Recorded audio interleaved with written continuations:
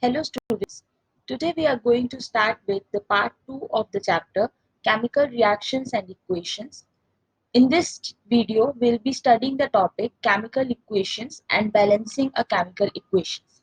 So before we start, let us have an overview of what we studied in our previous video, the link of which has been given in the description box below.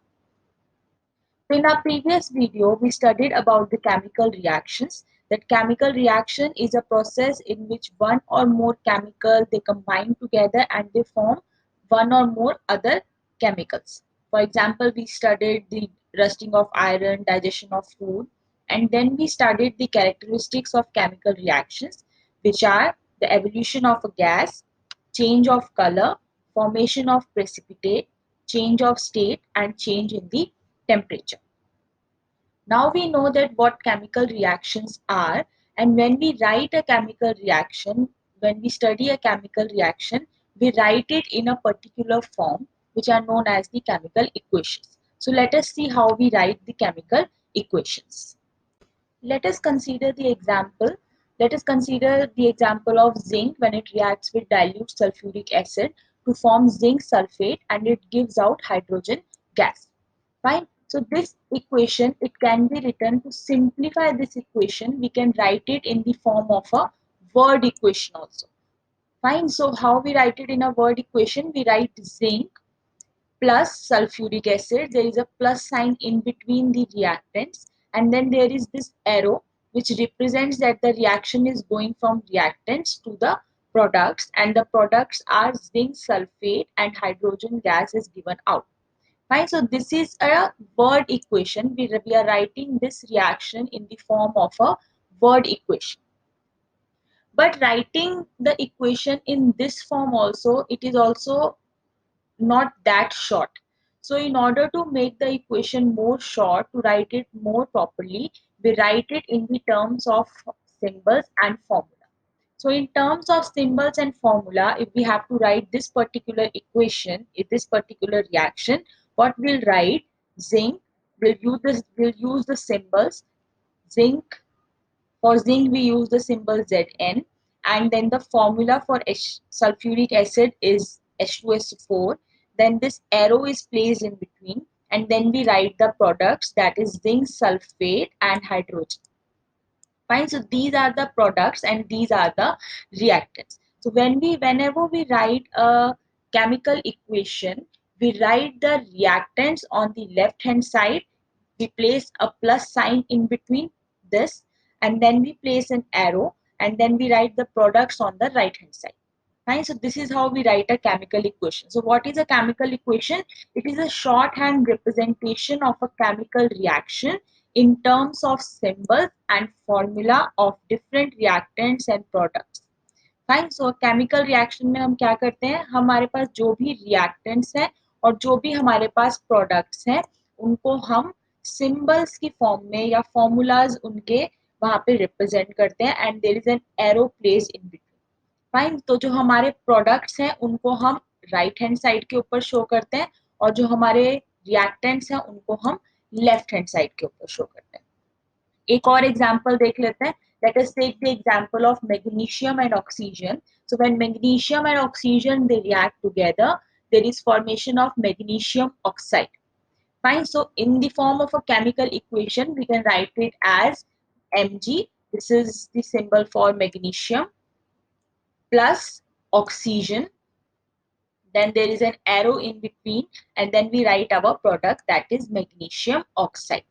Fine. So this is how we write our chemical equations in order to make our expression more convenient. Fine. ताकि हमें जो हमारे reactions हैं उनको हमेशा full words में या sentences में ना लिखना पड़े, हम उसको इस form में लिखते हैं ताकि वो easy हो जाए लिखने के लिए and समझने के लिए. तो अब हम जब कोई भी केमिकल इक्वेशन लिखते हैं तो एक चीज का हमें ध्यान रखना होता है, एक लॉ है जिसको हमने सेटिस्फाई करवाना होता है. ठीक है. तो वो लॉ कौन सा है? Law of conservation of mass. तो law of conservation of mass के अकॉर्डिंग क्या है, that total mass of products must be equal to the total mass of the reactants. ठीक है, तो ये अगर हम ये ऊपर वाली हमारी जो मैग्नीशियम और ऑक्सीजन वाली इक्वेशन है उसी को कंसीडर करते हैं, तो ये क्या है, हमारे पास रिएक्टेंट्स है और ये हमारे पास क्या है, प्रोडक्ट है। तो law of conservation of mass के अकॉर्डिंग क्या है कि हमारे पास जो टोटल मास है प्रोडक्ट का, कितना इसका मास है, और ये जो रिएक्टेंट्स में हमने जो मास लिया हुआ था वो क्या रहेगा, हमेशा सेम रहेगा। ठीक है, तो इसका मतलब है कि हमारे पास ये law of conservation of mass satisfy होना चाहिए, तो ही हम एक केमिकल इक्वेशन को प्रॉपरली लिख सकते हैं। ठीक है, एक रिएक्शन कंसीडर कर लेते हैं। Zinc plus H2SO4 give ZnSO4 plus H2। ठीक है, अब अगर हमें ये देखना है कि हमारे पास जो इक्वेशन है वो लॉ ऑफ कंजर्वेशन ऑफ मास को सेटिस्फाई करता है कि नहीं, तो उसके लिए हम क्या करते हैं, हम एक टेबल बनाते हैं। ठीक है, टेबल में एक साइड हम क्या लिखेंगे, एलिमेंट्स की, रिएक्शन में कितने एलिमेंट्स प्रेजेंट हैं, then we write the number of atoms in the reactants, and then we write the number of atoms in the product. Fine, तो एक एक एलिमेंट के जो एटम्स हैं वो हम क्या करते हैं, बैलेंस करते हैं, ताकि उनका मास क्या हो जाए, सेम रहे। ठीक है, तो यहाँ पे चेक कर लेते हैं, जैसे यहाँ पे अगर हम जिंक को कंसीडर करें, तो रिएक्टेंट्स में हमारे पास जिंक के कितने नंबर ऑफ एटम्स हैं, 1। प्रोडक्ट में कितने नंबर ऑफ एटम्स हैं, 1। ठीक है, हाइड्रोजन अगर हम यहाँ पे कंसीडर कर रहे हैं, अब हाइड्रोजन के साथ यहाँ पे ये क्या लगा हुआ है, 2। ठीक है, तो रिएक्टेंट्स में कितने हाइड्रोजन हो गए, 2, एंड प्रोडक्ट में यहाँ पे भी हाइड्रोजन कितने हैं, 2। सल्फर है देन हमारे पास नेक्स्ट एलिमेंट, तो सल्फर यहाँ पे कितने हैं, 1, एंड प्रोडक्ट्स में कितने हैं, 1। देन वी कंसीडर ऑक्सीजन, यहाँ पे ऑक्सीजन कितने प्रेजेंट है, 4, एंड यहाँ पे प्रोडक्ट में ऑक्सीजन कितने प्रेजेंट है, 4। तो दैट मीन्स ये जो इक्वेशन है, ये जो हमने केमिकल इक्वेशन लिखी है, वो लॉ ऑफ कंजर्वेशन ऑफ मास को सेटिस्फाई करती है। तो ऐसी जो इक्वेशन है उसे हम क्या बोलते हैं, बैलेंस्ड केमिकल इक्वेशन। फाइन, और अगर हम ये मैग्नीशियम वाली रिएक्शन को कंसीडर करते हैं, इसके अकॉर्डिंग भी देख लेते हैं। इसमें एलिमेंट, सब फर्स्ट एलिमेंट कौन सा है, मैग्नीशियम। ठीक है, रिएक्टेंट में मैग्नीशियम कितना है, 1, एंड प्रोडक्ट में मैग्नीशियम कितना है, 1। फाइन, ऑक्सीजन को अगर हम कंसीडर करें, जो सेकंड एलिमेंट है, रिएक्टेंट में कितने हैं, 2, लेकिन प्रोडक्ट में कितने हैं, 1। तो ऐसी जो इक्वेशन है, अब यहाँ पे मैग्नीशियम बैलेंस है लेकिन ऑक्सीजन जो है वो बैलेंस नहीं है, दैट मीन्स यहाँ पे law of conservation of mass satisfy नहीं हो रहा है। तो ऐसे इक्वेशन को हम क्या बोलते हैं, अनबैलेंस्ड केमिकल इक्वेशन, या फिर हम इन्हें क्या बोलते हैं, स्केलेटल केमिकल इक्वेशन। ठीक है, तो ये जो अनबैलेंस्ड केमिकल इक्वेशंस होती हैं, उन्हें हमें बैलेंस करना पड़ता है, ताकि हम ये लॉ ऑफ कंजर्वेशन ऑफ मास को सेटिस्फाई कर सके। तो उसके लिए हमें क्या करनी पड़ती है, बैलेंसिंग। तो जब हम बैलेंसिंग करते हैं किसी भी केमिकल इक्वेशन की, तो हम क्या करते हैं, प्रॉपरली कुछ स्टेप्स को फॉलो करते हैं। ठीक है, तो बैलेंसिंग स्टार्ट करने से पहले हमें ये पता होना चाहिए कि बैलेंसिंग एक्चुअल में है क्या। तो बैलेंसिंग क्या है, making the number of atoms of each element on both the sides of the equation equal. हमारे पास दो साइड्स होते हैं इक्वेशन के, एक होता है राइट हैंड साइड एंड एक होता है लेफ्ट हैंड साइड। तो लेफ्ट हैंड साइड पे हम क्या रिप्रेजेंट करते हैं, हमारे रिएक्टेंट्स, और राइट हैंड साइड पे हम रिप्रेजेंट करते हैं हमारे प्रोडक्ट्स को। ठीक है, तो जब हम बैलेंसिंग करते हैं तो ये दोनों साइड्स के जो एटम्स हैं उनको हम क्या करते हैं, इक्वल। अब बैलेंसिंग हम करते कैसे हैं, हम बैलेंसिंग करते हैं हिट एंड ट्रायल मेथड। ठीक है, तो let us consider this example. हमारे पास एग्जांपल है, nitrogen plus hydrogen gives NH3 that is ammonia.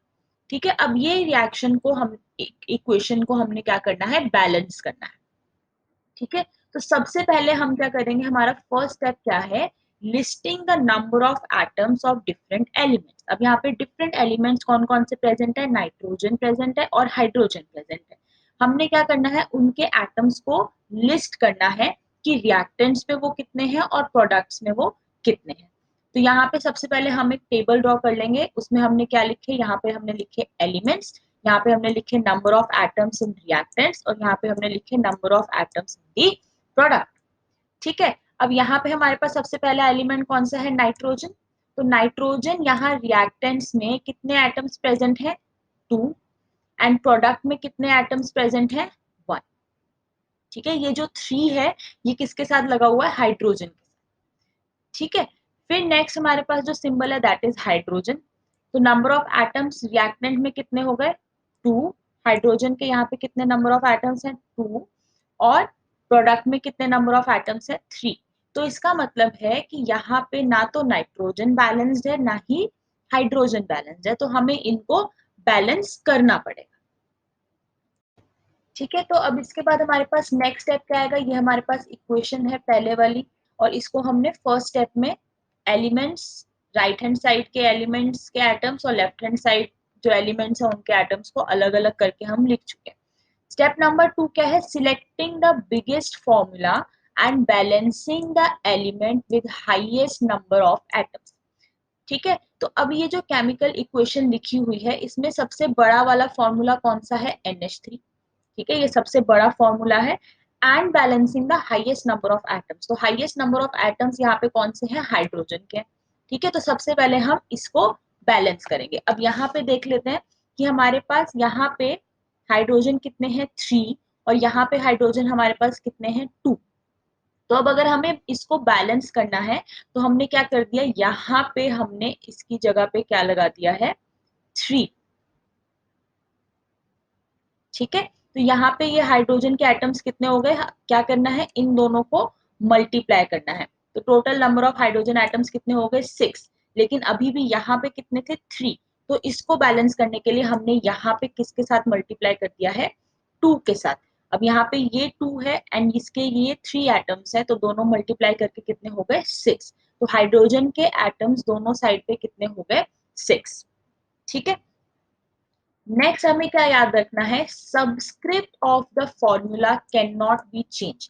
हम जो भी नंबर्स को ऐड करते हैं वो हम नीचे ऐड नहीं करते, हम यहाँ पे नीचे हाइड्रोजन के साथ में इसको चेंज करके 3 नहीं कर सकते, इसको चेंज करके 2 नहीं कर सकते, हम सबस्क्रिप्ट को कभी भी चेंज नहीं करते हैं।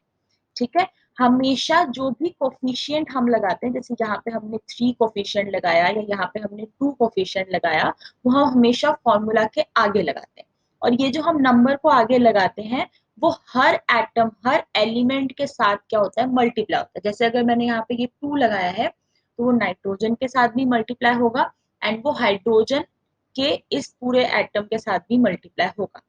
ठीक है, तो अब अगर ये नाइट्रोजन के साथ मल्टीप्लाई हो रहा है तो इसका मतलब है यहाँ पे कितने नाइट्रोजन हो गए हैं, 2 नाइट्रोजन, और यहाँ पे भी कितने हैं, 2 नाइट्रोजन। हाइड्रोजन कितने हो गए यहाँ पे, 6, और यहाँ पे भी हाइड्रोजन कितने हो गए हैं, 6। ठीक है, तो यहाँ पे हमने जो अभी तक बैलेंसिंग करी है उसमें हम हमारी तरफ से नाइट्रोजन भी बैलेंस कर चुके हैं और हाइड्रोजन भी बैलेंस कर चुके हैं।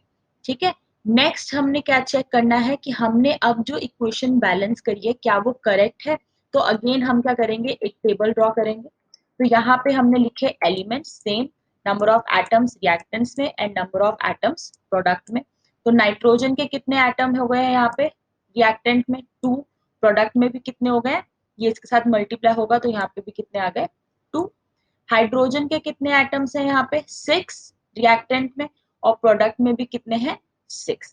तो इसका मतलब है कि अब ये जो हमारी इक्वेशन है वो क्या हो गई है, बैलेंस। तो हमारे पास जो प्रॉपर इक्वेशन है वो ये वाली इक्वेशन है which is a balanced chemical equation.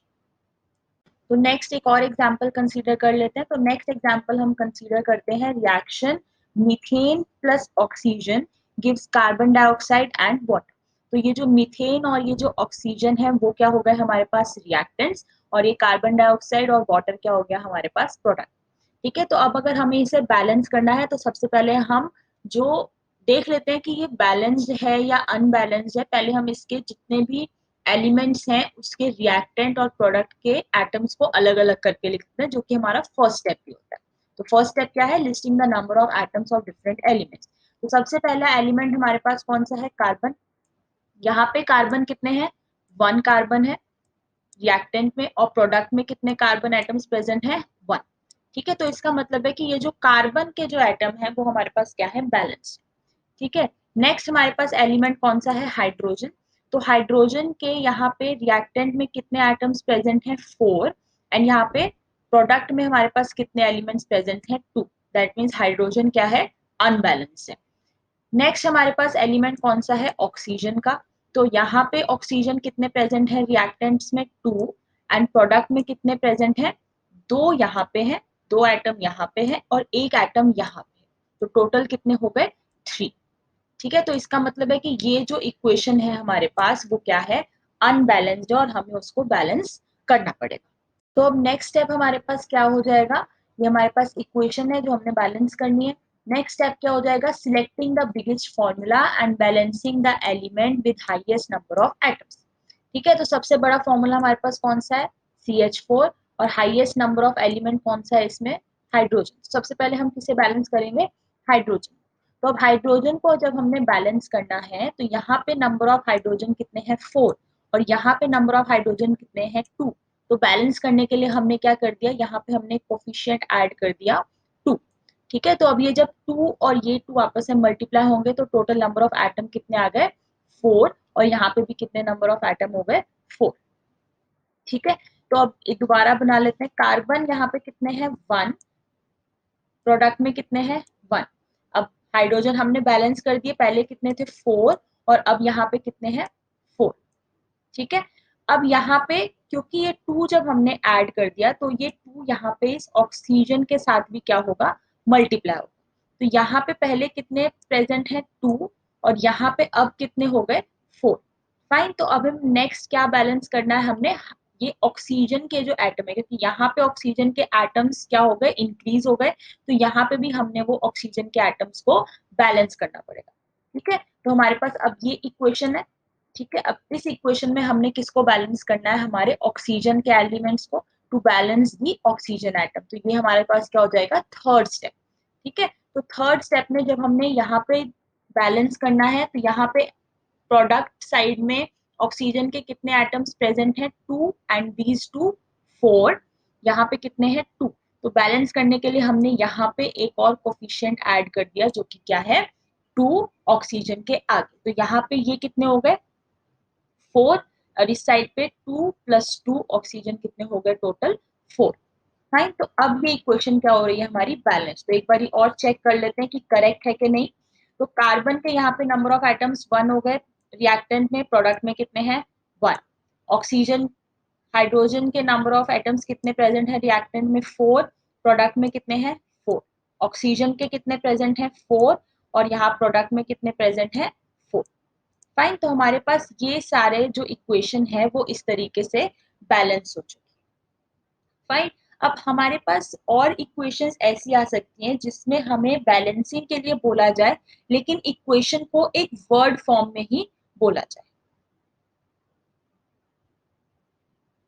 तो जब हम किसी इक्वेशन को वर्ड फॉर्म में देखते हैं तो उसमें सिर्फ नंबर ऑफ स्टेप्स जो है वो थोड़े से क्या हो जाते हैं, इंक्रीज हो जाते हैं। सो सपोज हमारे पास रिएक्शन है, steam is passed over heated iron to form magnetic oxide of iron Fe3O4 and hydrogen. ठीक है, तो हमारे पास क्या है, स्टीम है। ठीक है, तो स्टीम है जब हमारे पास, तो उन्होंने क्या बोला है कि स्टीम को जब हम पास करते हैं ओवर हीटेड आयरन, क्या बनता है हमारे पास, मैग्नेटिक ऑक्साइड ऑफ आयरन जो कि Fe3O4 है, एंड हमारे पास हाइड्रोजन गैस क्या होती है, लिबरेट होती है। ठीक है, तो अब जब हमने ये इक्वेशन देखी, ये पूरा सेंटेंस के फॉर्म में आपको दी हुई है, आपको इसको पहले किस फॉर्म में लिखना होगा, वर्ड इक्वेशन के फॉर्म में, ताकि हमें ये पता चल जाए कि हमने कौन कौन से सिंबल्स और कौन कौन से फॉर्मूलाज को यूज करना है। तो जब हम इसको वर्ड इक्वेशन की फॉर्म में लिखेंगे तो हम क्या बोल रहे हैं, आयरन लिया और उसको हमने कहाँ से पास किया, स्टीम उसके ऊपर से पास करिए। ठीक है, और वो किस में कन्वर्ट हो रहा है, magnetic oxide of iron and hydrogen. ठीक है, तो नेक्स्ट ये हमने वर्ड इक्वेशन के फॉर्म में लिख लिया, तो नेक्स्ट क्या आएगा, अब इसको स्केलेटल इक्वेशन या फिर अनबैलेंस्ड इक्वेशन की फॉर्म में लिखना। ठीक है, तो वो हम कैसे लिखेंगे, आयरन के लिए हम क्या सिंबल यूज करते हैं, Fe। स्टीम क्या होता है, वाटर ही होता है जो कि किस स्टेट में है, गैसियस स्टेट में है। ठीक है, then it gives magnetic oxide of iron, magnetic oxide of iron क्या है, Fe3O4 एंड हाइड्रोजन। तो ये हमने सबसे पहले इक्वेशन को लिख लिया in skeletal equation, skeletal equation के फॉर्म में। ठीक है, तो अब हम क्या करेंगे, सेम स्टेप्स को फॉलो करेंगे एंड इक्वेशन को बैलेंस करेंगे। तो ठीक है, हमारे पास ये इक्वेशन है, Fe plus steam gives Fe3O4 plus hydrogen. ठीक है, तो इसको हमने बैलेंस करना है। सबसे क्या करेंगे, listing the number of atoms of different element. सबसे पहले हम उसको लिस्ट कर लेंगे। तो आयरन के कितने हैं, यहाँ रिएक्टेंट में कितने एटम्स प्रेजेंट है, 1, प्रोडक्ट में कितने प्रेजेंट है, 3, हाइड्रोजन यहाँ पे 2 है और यहाँ पे भी कितने हैं, 2। तो हाइड्रोजन तो एक तरीके से बैलेंस है, पर हमें इक्वेशन तो बैलेंस करना ही है। देन हमारे पास क्या है, ऑक्सीजन, यहाँ पे कितने प्रेजेंट हैं, 1 रिएक्टेंट्स में, एंड प्रोडक्ट में हमारे पास कितने प्रेजेंट हैं, 4। फाइन, तो इसको हमने क्या करना है, बैलेंस। तो हमारे पास जो नेक्स्ट स्टेप आएगा वो क्या आएगा, selecting the biggest formula and balancing the highest number of atoms. तो बिगेस्ट फॉर्मूला हमारे पास कौन सा है, Fe3O4, और इसका हाईएस्ट एलिमेंट कैसा है, जिसके पास हाईएस्ट नंबर ऑफ एटम्स है, वो कौन सा है, ऑक्सीजन। ठीक है, तो सबसे पहले हम किसको बैलेंस करेंगे, ऑक्सीजन। तो यहाँ पे ऑक्सीजन हमारे पास कितने हैं, 4। तो यहाँ पे बैलेंस करना है, तो यहाँ पे हमने क्या कोफिशिएंट लगा दिया, 4। तो यहाँ पे ये इसके साथ जब मल्टीप्लाई होगा तो हमारे पास total number of oxygen atoms कितने हो गए, 4। तो ऑक्सीजन एटम्स क्या हो गए अब, बैलेंस। नेक्स्ट हमारे पास क्या आएगा, बिगेस्ट फॉर्मूला में क्या है, Fe। तो अब हम किसको बैलेंस करेंगे, Fe। ठीक है, आयरन को बैलेंस करेंगे। तो यहाँ पे हमारे पास आयरन कितने हैं, 3। यहाँ पे हमारे पास आयरन कितने हैं, 1। तो जब हम इसको बैलेंस करेंगे तो यहाँ पे क्या आ जाएगा, बैलेंस करने के लिए हम यहाँ पे ऐड कर देंगे 3 को, 3 को इससे मल्टीप्लाई कर देंगे। तो अब हमारे पास ये जो इक्वेशन है उसमें हम ऑक्सीजन और आयरन को बैलेंस कर चुके। नेक्स्ट हमारे पास क्या आ जाएगा, बैलेंस करना हाइड्रोजन एटम को। तो हाइड्रोजन एटम यहाँ पे कितने हो चुके हैं, 8, 4 इंटू 2 8, और यहाँ पे कितने हैं अभी, 2। तो बैलेंस करने के लिए हमने यहाँ पे क्या ऐड कर दिया, एक कोफिशिएंट 4। फाइन, तो अब इसको देख लेते हैं कि ये बैलेंस हुई है कि नहीं। तो आयरन हमारे पास कितने हो गए, रिएक्टेंट में 3, प्रोडक्ट में 3, हाइड्रोजन कितने हो गए, यहाँ पे 8, एंड यहाँ पे भी प्रोडक्ट्स में भी 8। ऑक्सीजन एटम को अगर हम कंसीडर करें तो ये कितने हो गए, यहाँ पे 4, और यहाँ प्रोडक्ट में भी कितने हो गए, 4। तो दैट मीन्स हमारी ये जो इक्वेशन है वो जब हम उसको इस फॉर्म में लिखते हैं तो वो क्या हो जाती है, बैलेंस्ड केमिकल इक्वेशन। ठीक है, तो कोई भी इक्वेशन को अगर सेंटेंस फॉर्म में आ रहा है तो पहले हमने उसको स्केलेटल फॉर्म में लिखना है, पहले वर्ड में, देन स्केलेटल फॉर्म में, एंड देन हम उसको प्रॉपरली बैलेंस कर सकते हैं। अब हमें पता चल गया कि हम इक्वेशंस को किस तरीके से बैलेंस कर सकते हैं ताकि उसके number of atoms left hand side पे और राइट हैंड साइड पे क्या रहे, इक्वल। ठीक है, तो अब हम जब भी कोई केमिकल इक्वेशन लिखते हैं तो पहले हम उसको प्रॉपरली बैलेंस करके लिखते हैं ताकि वो इजीली समझ में आ सके।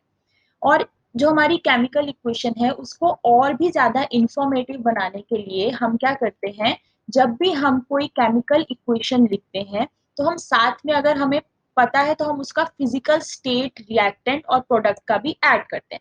सपोज हमारे पास अगर ये रिएक्शन है तो हम इसको और ज्यादा इंफॉर्मेटिव बनाने के लिए हम यहाँ पे क्या ऐड कर देते हैं, स्टेट ऑफ दिस एलिमेंट। ठीक है, कि जिंक हमने सॉलिड फॉर्म में लिया है, जो हमने सल्फ्यूरिक एसिड लिया वो हमने एक्वस फॉर्म में लिया है, फिर हमारे पास जो जिंक सल्फेट बना वो एक्वस फॉर्म में बना है, एंड जो हाइड्रोजन है वो हमारे पास क्या है, गैस है। तो इससे देखने देखने में जो हमारी इक्वेशन है वो बहुत और भी ज्यादा इंफॉर्मेटिव लगती है और ज्यादा इफेक्टिव हो जाती है। ठीक है, तो फर्स्ट पॉइंट ये हो गया। सेकंड पॉइंट हम क्या करते हैं, हम वहां पे कंसंट्रेशन भी ऐड कर सकते हैं। जैसे अगर हमने यहाँ पे कोई एसिड यूज किया है, वो हमने डाइल्यूट एसिड यूज किया है या हमने कंसंट्रेटेड एसिड यूज किया है, तो वो भी अगर हम उस इक्वेशन में ऐड कर देते हैं तो वहां पे हमारी इक्वेशन और ज्यादा इफेक्टिव बन जाती है। ठीक है, थर्ड क्या हम उसमें ऐड कर सकते हैं, heat changes in the reaction. कि अगर कोई हीट वाला रिएक्शन है जिसमें हीट बाहर निकलती है तो उसको हम क्या बोलते हैं, एक्सोथर्मिक रिएक्शन। अगर हीट हमें सप्लाई करनी पड़ती है, हीट एब्जॉर्ब हो जाती है, उसको हम क्या बोलते हैं, एंडोथर्मिक रिएक्शन।